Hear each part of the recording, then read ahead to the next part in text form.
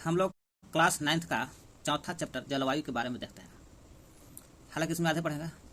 भारत की जलवायु कैसी है? मौसमी जलवायु। कैसा जलवायु है? मौसमी। मौसमी जलवायु माना जाता है भारत के। मौसमी शब्द की जो उत्पत्ति हुआ है अरब से हुआ। अरबी शब्द यानी कि मौसम से हुआ। मौसम क्या है? अरबी शब्द से। मौसम का अर्थ होता है मौसम। मानसूनी का अर्थ है एक वर्ष के दौरान वायु की दिशा में ऋतु के अनुसार परिवर्तन। ऋतु के अनुसार परिवर्तन होता है। मानसून का अर्थ क्या होता है? एक वर्ष के दौरान वायु की दिशा में ऋतु के परिवर्तन के अनुसार। एशिया में मौसमी जलवायु। एशिया में पूछेगा वहाँ का मौसमी जलवायु किधर से किधर रहता है, तो दक्षिण और दक्षिणी पूर्व में रहता है। एशिया जो है ना, दक्षिण और दक्षिण पूर्व में ये एरिया में ज़्यादा रहता है। दक्षिण भी है और दक्षिण पूर्व में है। गर्मी में राजस्थान का मरुस्थल का ताप 50 डिग्री से हो जाता है। पूछेगा गर्मी में राजस्थान का मरुस्थल कितना डिग्री हो जाता है? 50 डिग्री से हो जाता है। और यही कि गर्मी में राजस्थान का तो 50 डिग्री, लेकिन जम्मू कश्मीर के पहलगान एक जगह है, वहाँ पर पहलगान में आपको 20 डिग्री सी होता है। तो जम्मू कश्मीर में पहलगान में 20 डिग्री सी। सर्दी की रात में जम्मू कश्मीर में द्रास का ताप, जम्मू कश्मीर में पहलगान कहेगा तो गर्मी के दिन देख रहे हैं पहलगान, हम लोग 20 डिग्री हो गया, लेकिन ये सर्दी के दिन में हम लोग देख रहे हैं जम्मू कश्मीर में, तो उसका द्रास एक जगह है। द्रास का ताप हो जाता है आपको -45 डिग्री सी में चला जाता है, समझ लीजिए। ठंडा में 20 और गर्मी में हो जाता है 20 डिग्री सी, और ठंडा में एकदम 0 से भी नीचे माइनस में चला जाता है 45 डिग्री। जबकि थिरुवनंतपुरम जो केरल में पड़ता है, वहाँ का तापमान 22 डिग्री सी होता है। ठंडा में पूछेगा थिरुवनंतपुरम का तापमान 22 डिग्री सी होता है। नेक्स्ट, थार के मरुस्थल में दिन का तापमान 50 डिग्री सी होता है। पूछेगा थार के मरुस्थल जो देख रहे हैं वहाँ दिन का तापमान कितना होता है? 50 डिग्री सी। हम लोग देख लिए यहाँ पर जो गर्मी में राजस्थान का मरुस्थल का हो या थार का मरुस्थल राजस्थान में पड़ता है, वहाँ तापमान 50 डिग्री सी हो जाता है। वही थार के मरुस्थल में दिन का तापमान 50 डिग्री सी का हो या राजस्थान के मरुस्थल। जबकि रात में 15 डिग्री सी हो जाता है, घट के 45 सीधे 35 घट जाता है, वहाँ 15 डिग्री सी हो जाता है। केरल, अंडमान एवं केरल में या तो फिर अंडमान निकोबार द्वीप समूह में दिन रात का तापमान लगभग समान होता है। क्यों? यहाँ केरल हो गया तटवर्ती क्षेत्र हो गया, अंडमान निकोबार भी यहाँ तटवर्ती क्षेत्र है, इसलिए यहाँ पर जो समुद्र के किनारे है वहाँ पर तापमान दिन रात बराबर रहता है। वार्षिक वर्षण में भिन्नता। तो वार्षिक वर्षण में क्या भिन्नता है जरा देखिए। मेघालय में पूछे वार्षिक वर्षण में भिन्नता, तो मेघालय में भिन्नता 400 डिग्री सी से लेकर के लद्दाख और पश्चिमी राजस्थान में 10 सेंटीमीटर से भी कम वर्षा होता है। पूछेगा वार्षिक वर्षण में भिन्नता क्या देखते हैं? हम लोग यही देखते हैं भिन्नता कि मेघालय में 400 डिग्री सी वर्षा होता है, और वहीं लद्दाख में देखा जाए और पश्चिमी राजस्थान में वहाँ 10 डिग्री सी से भी कम वर्षा होता है, जो ये आपको पड़ जाता है उत्तरी क्षेत्र में, पश्चिमी भाग। उत्तरी क्षेत्र का पश्चिमी भाग है लद्दाख, पश्चिमी राजस्थान। मेघालय में पूछा 400 सेंटीमीटर जो वर्षा होती है वो मासीराम में होता है, जो विश्व का सर्वाधिक 1.3 इसने शायद 11 पॉइंट कुछ क्या था इसमें। देश में अधिकतर वर्षा जो होता है, देश में जितना भी वर्षा होता है वो जून और सितंबर का महीना में होता है। यहाँ जून और सितंबर, जून सितंबर का महीना में अधिकतर हमारे देश में वर्षा होती है, जो केरल के 1 जून से शुरू होता है और पूरे देश में फैल जाता है 15 जून होते होते हैं। 15 जून होते तो पूरे देश में। तमिलनाडु के तटवर्ती, तमिलनाडु के जो कोरोमंडल के तट पर पड़ता है तमिलनाडु, तमिलनाडु के तट पर, यहाँ तमिलनाडु है ना, तमिलनाडु के तट पर अक्टूबर नवंबर में वर्षा होता है, वो भी लौटती मानसून के कारण होता है। कब होता है? लौटती मानसून के कारण अक्टूबर नवंबर में यहाँ वर्षा होता है। पूछेगा तमिलनाडु के कोरोमंडल तट पर यहाँ पर कब वर्षा होता है? अक्टूबर नवंबर में। क्यों? तो लौटती मानसून के कारण होता है, यहाँ से लौटता है, इधर से जाता है। आपको 1 जून से केरल से शुरुआत करता है और यहाँ जाते जाते पूरा 15 जून में पूरा देश में, फिर अक्टूबर नवंबर में दौड़ना शुरू हो जाता है, और कोरोमंडल के तट पर जाकर वर्षा गदा गदा पानी होता है तमिलनाडु में। वही का तमिलनाडु के तट पर अक्टूबर नवंबर में वर्षा होती है, और फिर कोरोमंडल के तट पर। उत्तरी मैदान में वर्षा की मात्रा पूर्व से पश्चिम की ओर घटती है। उत्तरी मैदान में जो देखोगे, उत्तरी मैदान में देखो क्यों घटता है, कारण भी है। उत्तरी मैदान में देखो पूर्व से करने चल रहे हैं, पश्चिम कर चल रहे हैं, तो समझिए कि वर्षा जो है घटती है, वर्षा होने की मात्रा घटती है। कैसे? जब 1 जून से केरल से स्टार्ट होता है तो ये तटवर्ती क्षेत्र से टकराती है, तो कुछ भाग ऐसे गुजरती है पानी वर्षा, और कुछ तटवर्ती क्षेत्र से दाहिने ओर मुड़ते हुए मेघालय में जाती है। मेघालय में पूरा विश्व में सबसे ज़्यादा वर्षा होती है मासीराम, यहाँ से भी मेघालय से टकरा करके मेघालय में ही आपको गारो खासी जयंतिया पहाड़ी है, यही गारो खासी जयंतिया पहाड़ी से टकराता है और पश्चिम की ओर मुड़ जाता है, और पश्चिम की ओर मुड़ता है जो ही, तो समझ लीजिए कि वहाँ वर्षा घटता जाता है, क्योंकि यहाँ ज़्यादा वर्षा, फिर वर्षा सबसे ज़्यादा यहाँ होता है, यहाँ के बाद फिर घटना शुरू होता है पश्चिम की ओर। और ये जो वायुमंडल था ये भी इनका मिल जाता है दिल्ली के लगभग आसपास। वही कह रहा है मैदान, उत्तरी मैदान में वर्षा की मात्रा पूर्व से पश्चिम की ओर घटता है, पूर्व से पश्चिम की ओर घटता है। कहाँ? उत्तरी मैदान में। राजस्थान में घर की दीवार देखा जाए, राजस्थान में पूछा कि घर की दीवार, तो वहाँ लूनी नदी बहती है, जहाँ राजस्थान में मरुस्थल, जहाँ तापमान गर्मी में 50 डिग्री से चल जाता है, वहाँ देखा जाए दीवार मोटी होता है। क्यों? मोटी रहने के कारण आपको वहाँ पर गर्मी नहीं लगेगा, ठंड महसूस होगा। और भी चपटी होता है कि ताकि, है ना, तिरछी कितने पड़े उस पर। तराई क्षेत्र और गोवा, तराई क्षेत्र हो गया, गोवा हो गया और मंगलौर हो गया, तीनों में ढलाई वाली छत मिलती है। क्यों? तो तराई क्षेत्र में और गोवा में, मंगलौर में ज़्यादा वर्षा होता है, क्योंकि तटीय क्षेत्र में, इसलिए ढलाई होने के कारण उस पर वर्षा कम होगा। तराई, गोवा, मंगलौर, ढलाई वाली छत मिलती है पर। असम में घर बांस के खंभे होते हैं, क्योंकि असम में ज़्यादा वर्षा होता है, चलते काम बांस के खंभे से घर बना करके रखता है। किसी भी देश की जलवायु को नियंत्रित करने के लिए 6 कारक है। किसने कारक है? कोई भी देश है, उसकी जलवायु को नियंत्रित करना है, कोई भी क्षेत्र है तो जलवायु को नियंत्रित करने वाला जो 6 कारक है। अक्षांश हो गया, तुंगता हो गया, तुंगता भी बोलते हैं, ऊंचाई को बोला जाता है तुंगता। वायुदाब प्लस पवन तंत्र, समुद्र से दूरी को भी के अनुसार भी आपका जलवायु परिवर्तन होता है। और महासागरीय के धारा से भी जलवायु परिवर्तन होता है, ऊंचा वत्स लक्षण से भी होता है। क्या क्या देखें? अक्षांश, तुंगता, वायुदाब, पवन तंत्र, समुद्र से दूरी, महासागरीय धारा, ऊंचा वत्स लक्षण। विषुववृत्त से ध्रुव की ओर तापमान घटता है। कह रहा है विषुववृत्त से ध्रुव की ओर तापमान घटता है, हमेशा देखेगा विषुववृत्त है, इधर सीधा जाओगे तापमान घटता है, ऊपर जाओगे तो तापमान घटता है, क्योंकि विषुवत रेखा पर सीधा कितने पड़ती है, घटता है। व्यक्ति, कोई भी व्यक्ति रहे, व्यक्ति पृथ्वी की सतह से ऊंचाई की ओर जाती है या जाता है तो वायुमंडलीय सघनता कम जाता है। कहने का मतलब है यहाँ से यहाँ तक जाएगा तो आपको तापमान घटेगा, और तापमान घटेगा तो सघन की मात्रा ज़्यादा होगा, क्योंकि वायु ठंडा होगा तो सटेगा, और सटेगा तो सघन बनेगा ज़्यादा। वही कहा है कि व्यक्ति की पृथ्वी की सतह से ऊंचाई की ओर जाता है तो वायुमंडलीय सघनता कम जाता है। ऊंचाई को इधर होगा जी, इधर से ना मेरा, इधर ऊंचाई को इधर भरेगा, तटवर्ती भाग ऊंचा है ज़्यादा, इसलिए सघनता घटेगा यहाँ पर, और तापमान भी घट जाता है, तापमान भी घट जाता है, क्योंकि ऊंचाई विषुवत रेखा से दूर भागे ऊंचाई है, ऊपर भी जा सकता है, नीचे भी आ सकता है, तो सघनता घटेगा और तापमान भी घट जाता है, क्योंकि सूर्य कितनी तिरछे पड़ती है। पहाड़ियाँ गर्मी के समय ठंड होती है, ठंडी के समय गर्मी के समय ठंड होती है, इसलिए जब तापमान घट गया, सघनता घट गया, तो समझिए पहाड़ियाँ गर्मी के समय ठंड होती है, पहाड़ी वहाँ के ठंड हो जाता है। वायुदाब प्लस पवन तंत्र के बारे में हम लोग चर्चा करते हैं। तो वायुदाब पवन तंत्र क्या है? अक्षांश तथा ऊंचाई पर निर्भर करता है। वायुदाब और पवन तंत्र किस पर निर्भर करता है? आपको अक्षांश और ऊंचाई दोनों पर। महासागरीय धाराएं के बारे में चर्चा थोड़ा कर लेते हैं। समुद्र से तट की ओर चलने वाली हवाएं तटीय क्षेत्र की जलवायु को प्रभावित करती है। महासागरीय जलधारा जो है समुद्र से तट की ओर जब चलती है, समुद्र से तट की ओर चलती है, तटीय क्षेत्रों की जलवायु को प्रभावित करता है। यहाँ का जो जलवायु है प्रभावित कर, ठंडा होगा ठंडा बना देगा इसको, है ना, और गर्मी होगा तो गर्म बना देगा इसको, इस एरिया को। नेक्स्ट, विश्व का अधिकतर मरुस्थल उपोष्ण कटिबंधीय भाग में स्थित है, वो भी महाद्वीप के पश्चिमी किनारे पर स्थित है।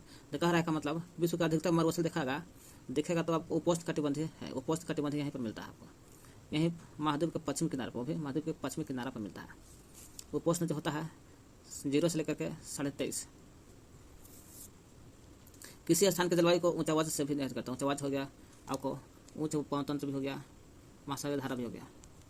अक्षांश के बारे में जरा देख लेते हैं हम लोग। कर्क रेखा देश के देखा जाता है मध्य में बीचों बीच होकर गुजरता है कर्क रेखा, जो 8 राज्यों से गुजरता है, छगु रामझा पत्री में या मित्र पर कमछा झार। पश्चिमी में कच्छ जो गुजरात से शुरुआत होता है, अब मिजोरम के से पूर्वी भाग मिजोरम तक लास्ट होता है, वहीं से गुजरता है, कच्छ से गुजरता है और मिजोरम तक चला जाता है। देश का आधा भाग कर्क रेखा वृत्त के दक्षिण में स्थित है, जो उष्णकटिबंधीय क्षेत्र है। कह रहा है देश का जितना भी आधा भाग है कर्क वृत्त के दक्षिण में स्थित है। जो कर्क वृत्त है, या ये देखिए कर्क वृत्त के दक्षिण में स्थित है, कर्क वृत्त के यही ना कर्क वृत्त है, सब दक्षिण में स्थित है, आधा से अधिक भाग दक्षिण में स्थित है, क्योंकि यहाँ कर्क गुजरता है तो यहाँ से 8 राज्य से गुजरता है, गुजरात से कच्छ से शुरू होता है, मिजोरम तक इधर पड़ता है। वही कहता है कर्क वृत्त के दक्षिण में जो उष्णकटिबंधीय क्षेत्र में है, कौन सा क्षेत्र कहता है? उष्णकटिबंधीय। यहाँ से देखिए, यहाँ जब हाथ पड़ता है उष्णकटिबंधीय क्षेत्र, कर्क वृत्त है, कर्क वृत्त खेला दक्षिण में, एक दक्षिण में देख रहे ना, इधर दक्षिण पड़ा, उष्णकटिबंधीय क्षेत्र आता है, उष्णकटिबंधीय क्षेत्र उष्णकंड। और जो ये हो गया विषुवत रेखा और कर्क रेखा बीच में उपोष्ण कहलाता है। ऊंचाई, भारत के उत्तर हिमालय में औसत ऊंचाई, भारत का उत्तर में हिमालय है। पूछे भारत के उत्तर में हिमालय है, जहाँ सिंधु नदी और ब्रह्मपुत्र नदी निकलती है मानसरोवर झील से, और सतलज नदी भी निकलती है। हिमालय का औसत ऊंचाई 6000 मीटर है। कितना है? 6000 मीटर। भारतीय तट क्षेत्र विशाल है। हालांकि हिमालय के बारे में पीछे पढ़ लिए हम लोग। भारतीय तटीय क्षेत्र कैसा? विशाल है। इसका तटवर्ती क्षेत्र जो है ये वाला विशाल है। इसका औसत ऊंचाई देखा जाए 30 मीटर होता है। हिमालय मध्य एशिया से आने वाली ठंडी हवा को भारतीय उपमहाद्वीप में प्रवेश करने से रोकती है। हिमालय काम क्या है? मध्य एशिया से जो भी आता है हवा आती है उसको रोक देता है, रोक कर ठंडी हवा को रोक देता है। मध्य एशिया से जितना भी ठंडी हवा आती है, पूछेगा मध्य एशिया से कौन सी हवा चलती है? ठंडा। कौन रोकता है? तो भारतीय उपमहाद्वीप में हिमालय आते हैं, हिमालय रोक देता है। और हिमालय में भारतीय उपमहाद्वीप में जाने से रोकता है। कौन? हिमालय। मध्य एशिया से आने वाली ठंडी हवा को भारतीय उपमहाद्वीप में प्रवेश करने से रोकती है। इन्हीं पर्वत के कारण, माने हिमालय के कारण, भारतीय उपमहाद्वीप में एशिया की तुलना में ठंड कम पड़ता है। यानी सबसे ज़्यादा ठंड एशिया में, मध्य एशिया में, तो उसके बाद महाद्वीप में, उपमहाद्वीप। वायुदाब तथा पवन के बारे में। भारत उत्तरी पूर्वी व्यापारिक पवनों वाले क्षेत्र में स्थित है। पूछेगा भारत कौन सा क्षेत्र में स्थित है? ऐसे उत्तरी गोलार्ध में। लेकिन पवन के बारे में कहेगा तो उत्तर पूर्वी, सही बात है। और व्यापारिक पवन वाले क्षेत्र में, उत्तरी गोलार्ध में, उत्तरी पूर्व में है। व्यापारिक पवन उत्तरी गोलार्ध के उपोष्ण कटिबंधीय उच्च दाब पट्टी से उत्पन्न होता है। पूछेगा वायुदाब व्यापारिक पवन कहाँ से उत्पन्न होता है? उत्तरी गोलार्ध में उपोष्ण कटिबंधीय उच्च दाब पट्टी से उत्पन्न होता है। उत्तरी गोलार्ध में उपोष्ण उच्च कर रहा है। व्यापारिक पवन उत्तरी गोलार्ध के उपोष्ण, उत्तरी गोलार्ध के उपोष्ण कटिबंधीय उच्च दाब पट्टी से उत्पन्न होता है। यहीं उपोष्ण कटिबंधीय उच्च दाब है। यहाँ उच्च दाब ज़्यादा है, यहीं से उत्पन्न होता है व्यापारिक पवन। यह दक्षिण की ओर बहती है, दक्षिण की ओर ऐसे बह जाती है, ऐसे निकल जाती है, दक्षिण की ओर बहती है। बहते हुए कोरियोलिस बल के कारण दाहिने ओर विक्षेपित होता है। ये दाहिनी ओर किसके कारण विक्षेपित होता है? कोरियोलिस बल के कारण दाहिनी ओर। अब विशुद्ध निम्न दाब वाले क्षेत्र की ओर बढ़ते हुए वर्षा कम कराती है। यहाँ वर्षा कम कराता है। व्यापारिक पवन उत्तरी गोलार्ध में दाहिने मुड़ जाता है, उत्तरी गोलार्ध में दाहिने ओर मुड़ जाता है, और दाहिने गोलार्ध में बाईं ओर। ये कोरियोलिस बल के कारण होता है। देखिए, दक्षिण पश्चिमी मानसून सर्वप्रथम केरल से गुजरता आता है। केरल में 1 जून में, यही 1 जून में आता है। इस समय यहाँ का है ठंडा है, 1 जून के यहाँ ठंडा है, और ठंडा है, यहाँ पर गर्मी है, तो यहाँ का लो प्रेशर हवा हो जाएगा हाई प्रेशर। हाई से लो प्रेशर में हवा जाती है तो यहाँ वर्षा कराती है, क्योंकि यह ठंडा से गर्म की ओर जा रहा है। तो यहाँ समुद्र किनारे है, तो समुद्र किनारे है तो वर्षा पानी ठंडा होगा, ठंडा तो यहाँ हवा जाएगा, ठंडा होगा, गर्म तो पानी कराता है उत्तरी मैदान में। अब सूर्य किरणें घूमे घूमे यहाँ आ जाता है, यहाँ से यहाँ आ गया, तो यहाँ हो गया गर्म, तो यहाँ से उठेगा तो यहाँ पानी गिरेगा। लेकिन कभी काल का होता है सूर्य किरणें यहाँ आ गया, यहाँ से उठ के यहाँ आ गया, तो एरिया ठंडा हो जाएगा, और ठंडा हो जाएगा तो यहाँ से हवा उठ से उठेगी, तो ये हवा चल देगी गर्म की ओर। इस एरिया में गर्म है, लो प्रेशर है, तो चलेगी तो इधर तो समुद्र है नहीं कि नमी होगा, हवा में नमी नहीं रहेगा, क्योंकि उत्तरी मैदान है, तो यहाँ वर्षा कम कराती नहीं होता। लेकिन यही वर्षा आपको कहीं कहीं देखेगा, कुछ इस एरिया से गुजरता तब ना। लेकिन अगर इस एरिया से गुजरेगा तो देखते हैं हम लोग, है ना, दाहिने ओर, तो तमिलनाडु के कोरोमंडल पूर्वी तट पर वर्षा होती है। यहाँ तमिलनाडु के कोरोमंडल भाग है, यहाँ पर पूर्वी तट पर अक्टूबर नवंबर में वर्षा होता है, अक्टूबर नवंबर में वर्षा हो जाता है। जून के महीने में यहाँ 15 जून में पूरे भारत में। कोरियोलिस बल के बारे में हम लोग थोड़ा चर्चा कर लेते हैं।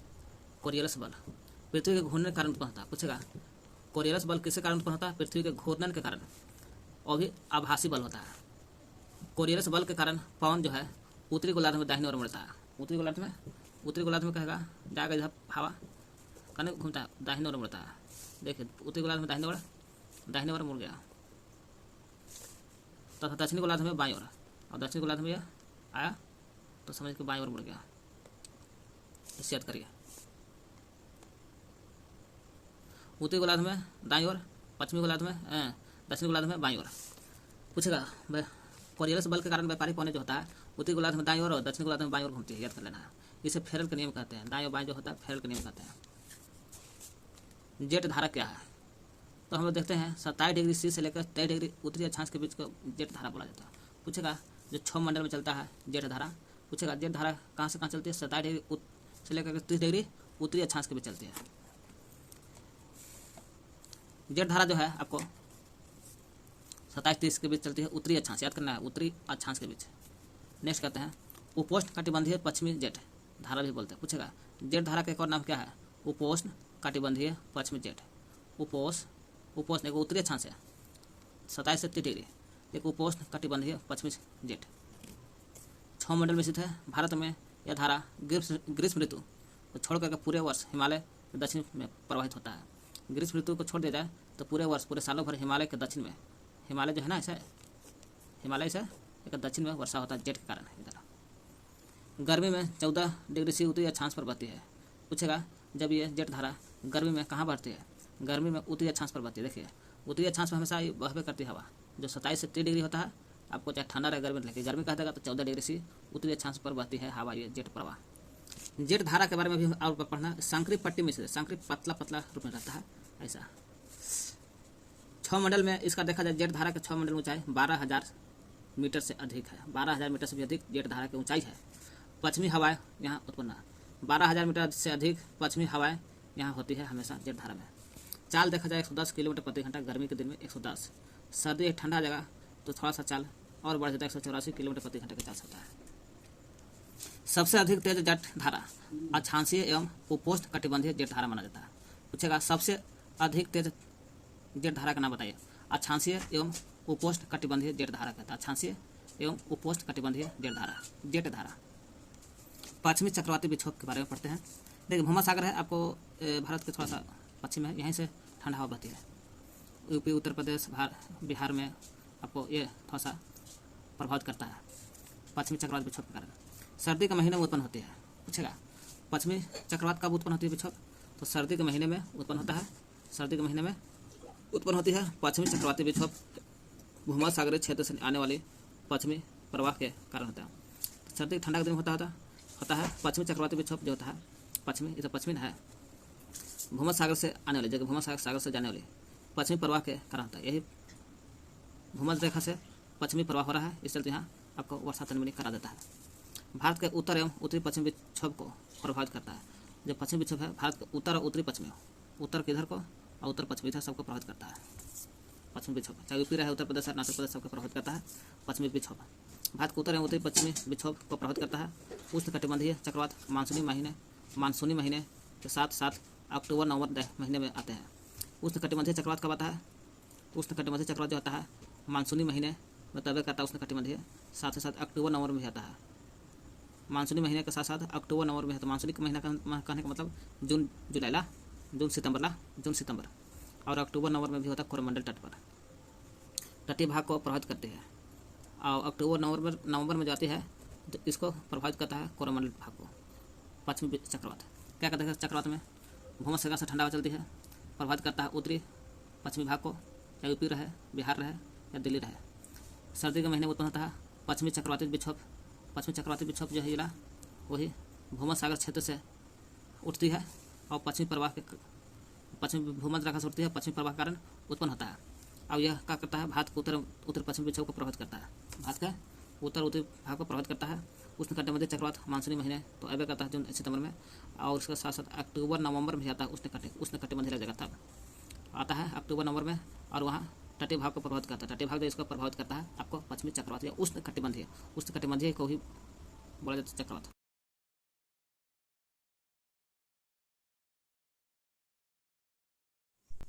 भारतीय मानसून के बारे में देखते हैं। क्लास 9 का है जलवायु से। भारत की जलवायु मानसूनी पवन से ज़्यादा प्रभावित होता है। कह रहा भारत का जलवायु मानसूनी पवन से क्या होता है? ज़्यादा प्रभावित होता है मानसूनी पवन से। नाविक ने बताया था मानसूनी जो पवन है इसका नाम कौन दिया था? नाविकों ने। मानसून सबसे पहले नाम अरबवासी व्यापारी ने दिया था। सर्वप्रथम नाम दिया था अरबवासियों ने और नाविक ने बताया था। मानसून सर्वप्रथम नाम अरबवासी व्यापारियों ने बताया था। मानसून का प्रभाव उष्ण कटिबंधीय क्षेत्र में ज़्यादा होता है। मानसून का प्रभाव पूछेगा सबसे ज़्यादा कहाँ पर होता है? उष्ण कटिबंधीय क्षेत्र में होता है। उष्ण कटिबंधीय क्षेत्र में भी कहाँ? तो 20 डिग्री उत्तर से लेकर के 20 डिग्री दक्षिण में, 20 डिग्री उत्तर से लेकर के 20 डिग्री दक्षिण तक ये उष्ण कटिबंधीय क्षेत्र में ज़्यादा मानसून प्रभाव होता है। यहाँ सूर्य कितने नजदीक पड़ता है, सीधा पड़ता है। मेडागास्कर हिंद महासागर में स्थित है। मेडागास्कर कहाँ? हिंद महासागर में। एल नीनो के बारे में पढ़ते हैं। एल नीनो गर्म समुद्री जलधारा है। एल नीनो के प्रभाव से हिंद महासागर गर्म हो जाता है। एल नीनो जो पेरू कहाँ पड़ता है? दक्षिण अफ्रीका में। एल नीनो जो पेरू के दक्षिण अफ्रीका के ठंडे जलधारा के स्थान पर, पेरू के जो ठंडे जलधारा होता है उसके स्थान पर कौन आता है? स्थान पर प्रत्येक 2 से 5 वर्ष के अंतराल में पेरू तट से ऊपर बहती है। एल नीनो ठंडे जलधारा का स्थान पर कौन आता है? एल नीनो, और पेरू तट से होकर बहती है एल नीनो। इस चलते दाब के समय परिवर्तन का संबंध एल नीनो से है। दाब के समय परिवर्तन किससे संबंधित है? एल नीनो से। इस घटना को एनसो कहते हैं। एल नीनो का जो घटना होता है उसका बोलते हैं। जितना भी घटना घटा जो पेरू दक्षिण अफ्रीका में पड़ता है, तो ठंडी जलधारा के स्थान पर किसी तरह जल्दी ठंडी जलधारा के स्थान पर प्रत्येक 2 या 5 वर्ष के अंतराल में पेरू तट से होकर बहती है। दाब की अवस्था में परिवर्तन होने के संबंध को एल नीनो कहते हैं। इस घटना को एनसो बोलते हैं, एनसो या एल नीनो। एनसो का नाम पूरा एल नीनो दक्षिण दोलन, एल नीनो साउथ दोलन, एल नीनो दक्षिणी दोलन कहते हैं। ठंडी पेरू जलधारा के स्थान पर अस्थायी गर्म जलधारा को एल नीनो कहते हैं। पेरू की जो ठंडी जलधारा है उसके स्थान पर अस्थायी गर्म जलधारा आ जाता है, इसको कहते हैं एल नीनो। एल नीनो जो है स्पेनिश शब्द से बना। कौन सा? स्पेनिश शब्द। स्पेनिश शब्द का अर्थ होता है बच्चा। एल नीनो का अर्थ होता है बच्चा तथा बेबी। क्राइस्ट को व्यक्त करता है, बच्चा, बेबी। यह क्रिसमस के समय बहते हैं। किसमें बहते हैं एल नीनो? क्रिसमस के समय। और समुद्र के सतह का ताप को बढ़ा देता है। पूछेगा एल नीनो कब बहती है? क्रिसमस के समय। और क्या करता है? समुद्र के जो सतह है वो ताप को बढ़ा देते हैं। उस क्षेत्र का व्यापारिक पौने को शिथिल करता है। देखिए, समुद्र के सतह को ताप को बढ़ाता है और बढ़ा करके, और एल नीनो गर्म है तो समझिए कि ठंडी में जाएगा तो ठंडा हो जाएगा और शिथिल कर देता है। व्यापारिक पौने अस्थायी है। कैसा? व्यापारिक पौने पूछा कैसा है? अस्थायी। वही भाई मान लेते क्या कहते हैं भारतीय मानसून के बारे में? भारत की जलवायु मानसूनी पवन से बहती है और ज़्यादा प्रभावित होता है। ये नाविक ने सबसे पहले बताया था मानसून पवन के बारे में। लेकिन पूछेगा कि सबसे पहले मानसून शब्द का नाम किसने दिया था? अरबवासियों ने, अरबवासी व्यापारी ने। मानसून का प्रभाव कहाँ पड़ता है? उष्णकटिबंधीय क्षेत्र में। ये लो, 20 डिग्री उत्तर, 20 डिग्री दक्षिण में। और क्या देखें? मेडागास्कर हिंद महासागर में पड़ता है। एल नीनो गर्म समुद्री जलधारा है, ज़्यादा प्रभाव हिंद महासागर में होता है। जो पेरू के निकट दक्षिण अफ्रीका में पड़ता है वहीं पर ठंडी जलधारा के स्थान पा देता है एल नीनो। और प्रत्येक 2 से 5 वर्ष के अंतराल में पेरू तट से होकर बह जाती है एल नीनो। कौन सा तट? पेरू तट से। इस दाब की अवस्था में परिवर्तन का संबंध एल नीनो से है। इस घटना को एनसो के नाम से जानता है। एल नीनो दक्षिण दोलन कहा जाता है।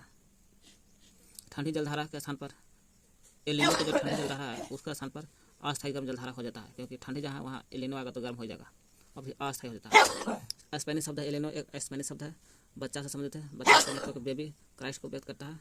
यह क्रिसमस के समय बहती है एल नीनो। समुद्र के सतह के ताप को बढ़ा देती है। बढ़ा देने के बाद उस क्षेत्र के जनित ताप बढ़ने के बाद उस क्षेत्र के व्यापारिक पौने को स्थिति में कमजोर कर देता है। व्यापारिक पौने अस्थायी होता है। पूछेगा मानसून का आगमन एवं वापसी के बारे में पढ़ते हैं। मानसूनी पौने नियमित नहीं होता, मैंने अस्थायी होता है। जो भारत हम देखें मानसूनी से भारत की जलवायु मानसूनी पवन से ज़्यादा प्रभावित होता है, जो नाविक ने बताया था। अरबवासी व्यापारी ने सर्वप्रथम नाम दिया था। वही मानसूनी पौने नियमित नहीं होता, अस्थायी होता है। मानसून का समय जून से शुरुआत होता है और मध्य सितंबर तक चलता है। पूछेगा और टोटल 100 से 120 दिन के बीच तक होता है मानसून का समय, जून से सितंबर तक। जून सितंबर टोटल 100 से 120 दिन है। मानसून का प्रस्फोटन या फटना बोलते हैं। कह रहा है मानसून प्रस्फोट या फटना बारिश के आने के बाद, जब बारिश होने लगता है तो बारिश के आने के बाद बारिश लगातार जारी रहता है ना, इसी को कहते हैं मानसून प्रस्फोटन बोलते हैं। भारतीय मानसून का आगमन 1 जून से होता है। कहाँ होता है? 1 जून केरल से शुरू। यहाँ केरल है, यहीं से शुरू होता है 1 जून से। वो सप्ताह का प्रथम सप्ताह से, जून का प्रथम सप्ताह से, जून के 1 जून प्रथम सप्ताह केरल से शुरू होता है और 10 जून होते होते मुंबई पहुँच जाते हैं। यहाँ 1 जून से शुरू होता है और मुंबई यहाँ पहुँच जाता है 10 जून तक, है ना, अरब सागर वाला हिस्सा से। वही कह रहा है भारतीय मानसून का आगमन 1 जून केरल से शुरू होता है और 10 जून के बाद मुंबई पहुँच जाती है अरब सागर वाला भाग से। बंगाल खाड़ी से भी उठती है। देखिए मानसून देखा जाए यहाँ से भी उठती है, ठीक ना, बंगाल की खाड़ी से यहाँ से उठती है तो असम पहुँच जाती है। वही खैर बंगाल की खाड़ी से उठती है और जून के प्रथम सप्ताह में असम पहुँच जाता है। जून के प्रथम सप्ताह में, पहले के सप्ताह में असम पहुँच जाती है। यहाँ पर ऊंचे पर्वत के कारण मानसून पौने पश्चिम में गंगा मैदान की ओर मुड़ जाती है। आगे जहाँ पहुँचता है असम में, इधर हिमालय पर्वत आता है। हिमालय के पर्वत के शिवालिक जो भाग है उसे टकरा करके मानसून उत्तर पश्चिम में मुड़ जाती है। वही ऊंचे पर्वत के कारण मानसून पौने पश्चिम में गंगा के मैदान की ओर मुड़ जाती है। पश्चिम की ओर गंगा के मैदान की ओर मुड़ जाती है। गंगा का मैदान आता है, इधर मुड़ जाता है। मध्य जून तक मैंने मध्य जून कहने के मतलब 15 जून तक अरब सागर शाखा सौराष्ट्र, अरब सागर शाखा जो इधर से भी होते हुए आता है अरब वाला और बंगाल खाड़ी, ये दोनों यहाँ जाकर टकराता है उत्तर पश्चिम में। वही कह रहा मध्य जून तक 15 जून तक अरब सागर शाखा और सौराष्ट्र कच्छ देश के मध्य भाग तक पहुँच जाती है। ये कह रहा है अरब सागर जो यहाँ सौराष्ट्र देश जो है कच्छ यहीं पहुँच जाता है अरब सागर वाला। मध्य जून तक अरब सागर शाखा सौराष्ट्र कच्छ देश के मध्य भाग तक पहुँच जाती है। अरब सागर में बंगाल खाड़ी शाखा दोनों गंगा के मैदान के उत्तरी पश्चिम भाग में आपस में मिल जाता है। कह रहा अरब सागर वाला और बंगाल खाड़ी वाला दोनों उत्तरी पश्चिम भाग में, मध्य भाग में जाकर मिलते हैं यहाँ पर, है ना, मिल जाते हैं। वही कर अरब सागर या बंगाल खाड़ी शाखा दोनों गंगा का मैदान के उत्तरी पश्चिम भाग में आपस में मिल जाता है। गंगा का मैदान यहाँ पर पड़ता है, अरब सागर वाला और बंगाल खाड़ी दोनों जाकर के गंगा का उत्तरी मैदान यहाँ पर पड़ता है, वहीं पर मिलता है गंगा का उत्तरी मैदान, यहाँ पर गंगा लिखा हुआ आपस में मिल जाता है। दिल्ली में वर्षा बंगाल की खाड़ी से जून के अंतिम सप्ताह में 29 जून से होती है। पूछेगा दिल्ली में जो वर्षा होती है किस कारण से होता है? बंगाल खाड़ी से होती है। यहाँ पर बंगाल खाड़ी यहाँ पर दिल्ली आ जाता है उत्तर प्रदेश के पश्चिम में, वहीं पर आपको दिल्ली में बंगाल खाड़ी से जून के अंतिम अंतिम करने मतलब कि अंतिम सप्ताह मतलब 29 जून को होता है वर्षा दिल्ली में। क्या कहते हैं हम लोग? मानसून प्रस्फोटन। पटना में बारिश आने के बाद बारिश लगातार जारी रहता है, इसको कहते हैं मानसून प्रस्फोटन। भारत के मानसून का आगमन 1 जून से शुरू होता है और फिर 1 जून से शुरू होता है तो 10 जून तक होता है तो मुंबई पहुँच जाता है। 10 जून तक मुंबई पहुँच जाता है। 1 से शुरू हुआ 10 जून तक मुंबई पहुँच गया जून के प्रथम सप्ताह में। फिर ऊंचे पर्वत कारण मानसून पौने पश्चिम में गंगा के मैदान की ओर मुड़ जाता है। जब असम बंगाल खाड़ी वाला देख रहे हैं लोग ना, बंगाल की खाड़ी से भी उठती है मानसून और जून के प्रथम सप्ताह में असम पहुंच जाता है। बंगाल की खाड़ी से जो उठता है जून के प्रथम सप्ताह में असम से पहुंच जाता है। असम में बंगाल खाड़ी हिमालय से टकराता है शिवालिक पहाड़ी से और टकरा कर पश्चिम में मुड़ जाता है। पश्चिम मुड़ जाता है, यहाँ पे गंगा का मैदान है और गंगा का मैदान यहाँ पर है जो उत्तर पश्चिम में वहाँ टकराती है। मध्य जून तक अरब सागर की शाखा, अरब सागर का जो शाखा है इधर वाला मध्य जून तक मैंने 15 जून तक सौराष्ट्र कच्छ देश के मध्य भाग तक पहुँच जाता है। कच्छ गुजरात में पड़ता है, यहाँ तक कुछ पहुँचता है, बारिश होता है कुछ राजस्थान में, गुजरात में, यहाँ गुजरात है। अरब सागर बंगाल खाड़ी शाखा दोनों गंगा के उत्तरी पश्चिम भाग में आपस में मिल जाता है। अरब सागर वाला शाखा और बंगाल के खाड़ी वाला शाखा दोनों गंगा के मैदान के उत्तर पश्चिम भाग में, गंगा का उत्तरी मैदान है उत्तर पश्चिम भाग में मिल जाते हैं, यहाँ पर आपस में मिल जाते हैं। दिल्ली में वर्षा बंगाल खाड़ी से होता है जून के अंतिम सप्ताह 29 जून को होता है। कर जुलाई के प्रथम सप्ताह, जुलाई के प्रथम सप्ताह तक मानसून क्या करता है? पश्चिमी उत्तर प्रदेश, पश्चिमी कहने मतलब इस एरिया में इधर है उत्तर प्रदेश, पंजाब, हरियाणा, पूर्वी राजस्थान, पश्चिमी वाला नहीं पूर्वी राजस्थान, इतना होता नहीं इधर वाला, पूर्वी राजस्थान में पहुंच जाता है। कहाँ पहुंचता है? जुलाई के प्रथम सप्ताह में पश्चिमी उत्तर प्रदेश हो गया, पंजाब हो गया, हरियाणा हो गया, पूर्वी राज्य तक पहुंच जाती है। मध्य जुलाई मतलब 15 जुलाई तक मानसून हिमाचल प्रदेश, मध्य जुलाई तक, ये है जुलाई के प्रथम सप्ताह में उत्तर प्रदेश, पंजाब, हरियाणा, पूर्वी राज्य में। लेकिन यहाँ 15 जुलाई आते आपको हिमाचल प्रदेश देश के शेष भाग हिस्सों में पहुँच जाता है। चित्र देख सकते हैं 4.3। पूरे भारत में 15 जुलाई तक मानसून सक्रिय रहता है। पूछेगा मानसून सक्रिय कब होता है? पूरे भारत में 15 जुलाई आते हैं। मानसून की वापसी भी देखते हैं हम लोग, चित्र 4.4 कह रहा है मानसून की वापसी एक क्रमिक प्रक्रिया है, हमेशा क्रम के अनुसार होता है।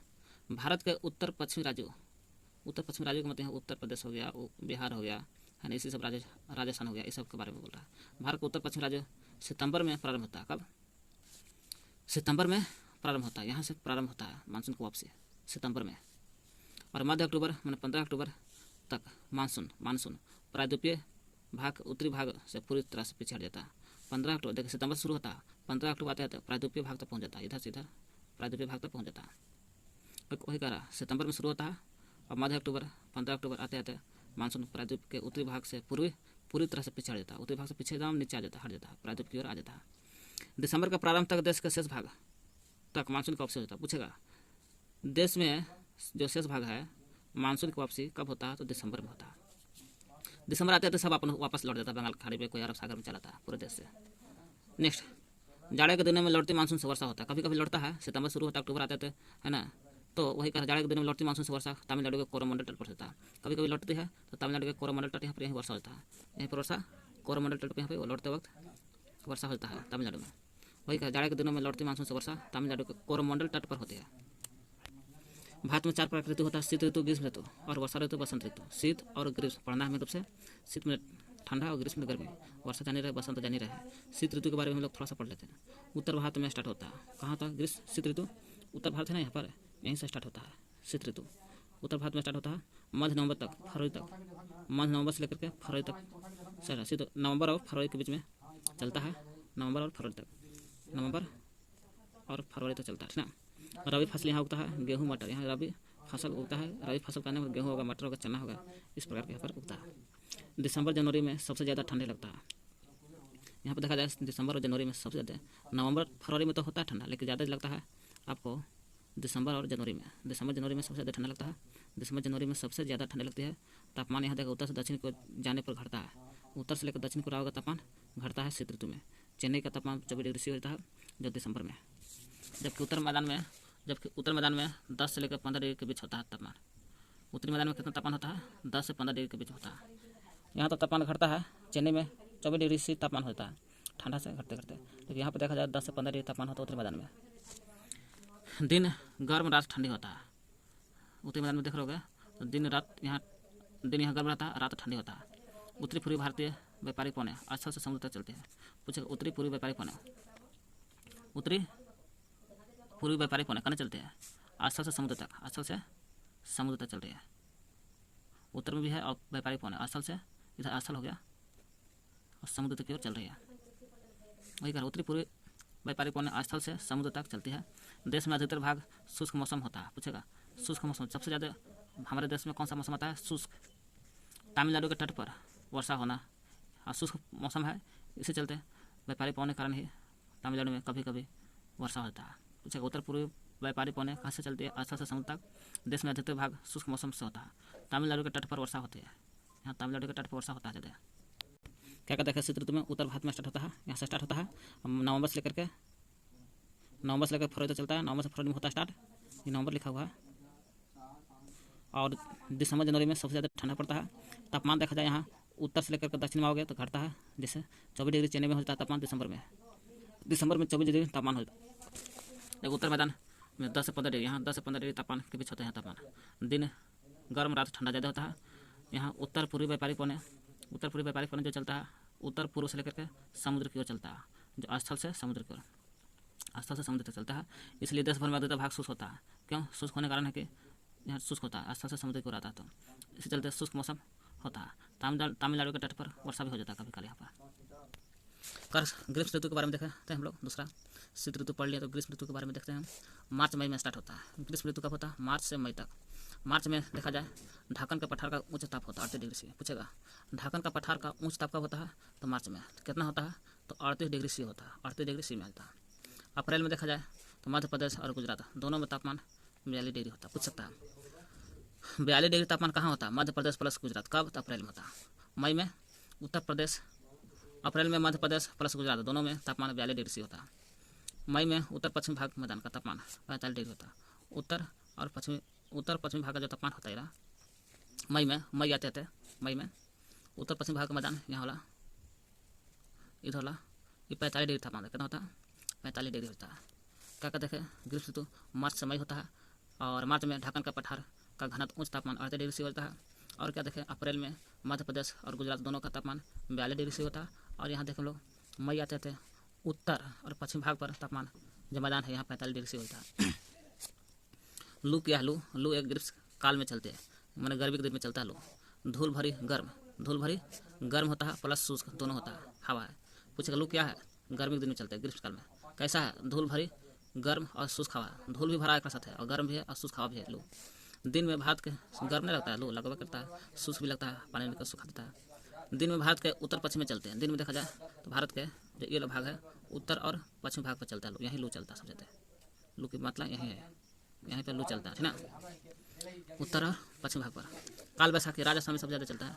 काल बैसाखी लू में हम लोग यहाँ लू नहीं कहते हैं उत्तर पश्चिम भारत में, और बंगाल ऑस्ट्रेलिया में बिली के नाम से जानते हैं। काल बैसाखी पश्चिम बंगाल में वर्षा, काल बैसाखी से पश्चिम बंगाल जाओगे वहाँ वर्षा कराते हैं। पूछेगा पश्चिम बंगाल में वर्षा किस कारण से होता है? काल बैसाखी है ना, बैसाख के दिन में होता है, इसी चलते बैसाखी वर्षा नाम दे दिया है। काल बैसाखी पश्चिम बंगाल में वर्षा होता है। कर्नाटक और केरल दोनों में पूर्व मानसून वर्षा होता है। पूछेगा कर्नाटक और केरल, जान रहे यहाँ पे केरल हो गया और कर्नाटक हो गया, इससे है ना, यहाँ पर ये दोनों जगह पूर्व मानसून वर्षा होती है। पूछेगा पूर्व मानसून वर्षा कहाँ होता है? तो केरल में होता है,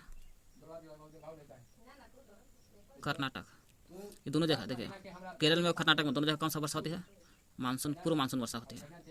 कर्नाटक और केरल में पूर्व मानसून वर्षा होती है। आम जल्द पक जाती है, जब पूर्व मानसून होता है यहाँ पर तो आम जल्दी पक जाता है। कहाँ? केरल और कर्नाटक में तो आम जल्दी पक जाती है, इसे आम्र वर्षा भी कहते हैं, क्योंकि आम जल्दी पक जाता है इसलिए। पूर्व मानसून का नाम दिया है आम्र वर्षा। कहाँ होता है? केरल और कर्नाटक, केरल कर्नाटक में होता है। मानसी डैम में विश्व में सबसे अधिक वर्षा होती है तथा स्टाइलेग्माइट प्लस स्टाइलेक्टाइट गुफा के लिए प्रसिद्ध है। पूछेगा मानसी डैम किस लिए प्रसिद्ध है? तो सबसे ज़्यादा वर्षा होता है मेघालय में पड़ता है मानसी डैम, और स्टैलेगमाइट स्टैलेगमाइट प्लस स्टैलेक्टाइट गुफा के लिए प्रसिद्ध है। पूछेगा स्टैलेगमाइट और स्टैलेक्टाइट गुफा कहाँ है, तो मासीराम मेघालय में।